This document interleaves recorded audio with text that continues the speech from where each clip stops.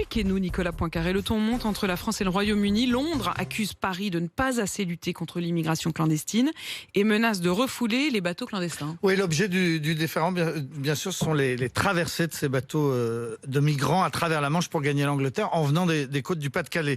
Longtemps, les migrants traversaient en se cachant dans des camions qui prenaient le ferry. Désormais, c'est devenu presque impossible. Et donc, depuis 3 ans, les réseaux de passeurs organisent la traversée sur des embarcations. On a compté 12 tentatives en 2017, c'était tout nouveau, puis 71 en 2018, plusieurs centaines en 2019, plusieurs milliers l'an dernier, et le rythme s'accélère encore. Lundi dernier, en une seule journée, les Anglais ont compté 785 migrants qui sont arrivés sur leur plage, et c'est comme ça tous les jours quand la météo est clémente comme en ce moment. Aujourd'hui, donc, les Anglais semblent déterminés à vouloir endiguer ces flux. La Grande-Bretagne qui accuse la France de manquer d'efficacité. Oui, les Anglais voudraient que la France parvienne à bloquer au moins 75% des bateaux qui prennent la mer. Côté français, on estime que l'on intercepte environ la moitié des tentatives de traversée, soit tout de même environ 10 000 migrants par an. Alors les Anglais brandissent maintenant une nouvelle menace surprenante. Londres envisage sérieusement de refouler les embarcations et de les raccompagner vers les côtes françaises. Cela ne concernerait pas les petits Zodiacs surchargés qui risquent de couler à chaque instant, mais les bateaux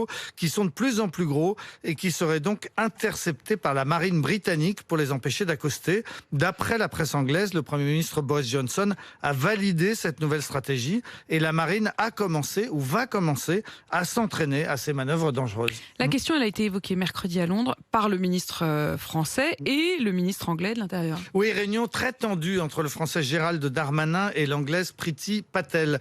Gérald Darmanin a fait savoir que ces interceptions et ce renvoi à l'expéditeur était contraire au droit de la mer, qui veut qu'un navire en difficulté soit accueilli dans le port le plus proche, et donc en Angleterre. La ministre anglaise a répondu qu'elle souhaitait réécrire l'interprétation britannique du droit maritime international. Gérald Darmanin s'est même offert le luxe de faire une leçon de morale aux Anglais en disant qu'en mer, la vie humaine prime sur toute autre considération. Mais son homologue lui a répondu qu'arrêter ces traversées illégales était une priorité absolue pour le peuple anglais. Cette ministre de l'Intérieur, Priti Patel, se situe à l'aile droite du Parti conservateur. Elle est d'origine indienne. Ses parents avaient fui la pauvreté en Inde et tenté leur chance en s'installant en Afrique. Puis, ils avaient fui des persécutions en Ouganda pour arriver en Angleterre. C'est donc une fille de réfugiés qui défend aujourd'hui cette politique anglaise très hostile à l'arrivée des réfugiés. Et on regardera la suite, bien sûr, de ce conflit donc entre la France et la Grande-Bretagne. Merci, Nicolas.